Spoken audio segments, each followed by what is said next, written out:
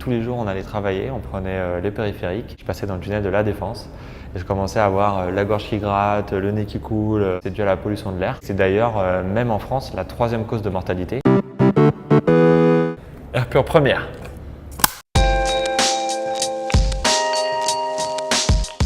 Donc moi, c'est Flavien Hello et je suis le CEO et le cofondateur avec Mathieu Lécuyer de la société Air Pur.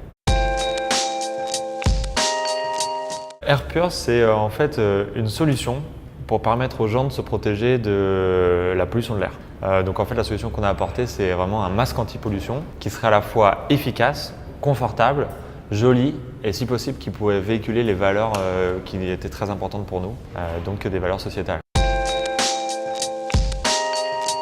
En fait, on cherchait un Fab Lab pour pouvoir justement faire nos prototypes. Et en arrivant chez Usine Ayo, on ne savait pas qu'on allait trouver en fait beaucoup plus que ça. Ça permet de prendre du recul sur son projet. On est re-challengé avec des gens qui voient le projet sous un autre angle.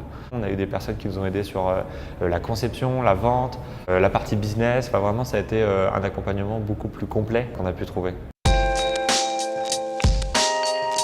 On essayait de faire en sorte que justement le filtre et le masque puissent s'assembler de la meilleure façon possible et donc on cherchait sur toute cette partie bague et tout ce sertissage du tissu en fait qui va permettre au filtre de vraiment rentrer de façon efficace à l'intérieur du masque. Toutes les premières bagues qu'on a fait, on les a fait ici à Usine Ayo, elles sont d'ailleurs en plastique. Donc en fait on découpait au laser à l'intérieur du plastique pour pouvoir trouver la bonne taille, la bonne façon de le faire. Au début c'était avec de la super glue et puis au fur et à mesure quand on commence à voir que ça marche, on commence à investir de plus en plus de temps. On a pu faire vraiment toute une bague en alu. Normalement c'est assez compliqué, il faut aller voir des usines de décolletage, il faut aller voir voilà, des professionnels qui sont dans l'alu.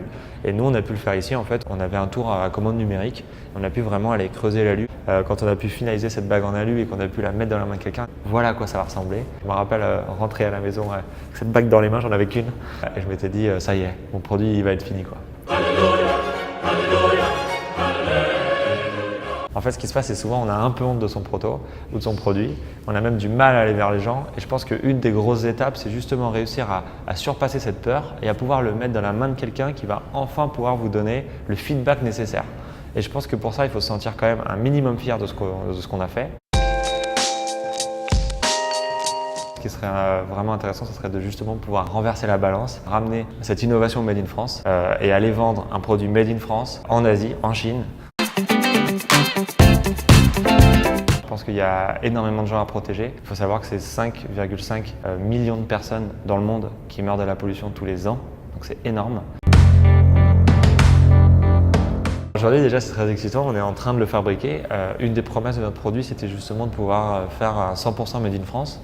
On a 7 usines différentes dans plein de régions de la France qui développent chacune des pièces, puisqu'en fait on a des cœurs de métier assez différents. Et donc on va livrer tous nos backers avec qui on a eu la chance de récolter les fonds cet été. On est à 99 000 €, 500 000 donc de récolter.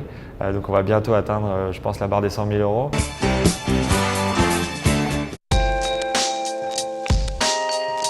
On est venu vraiment pour trouver un Fab Lab et au final on a surtout trouvé du support et des alliés.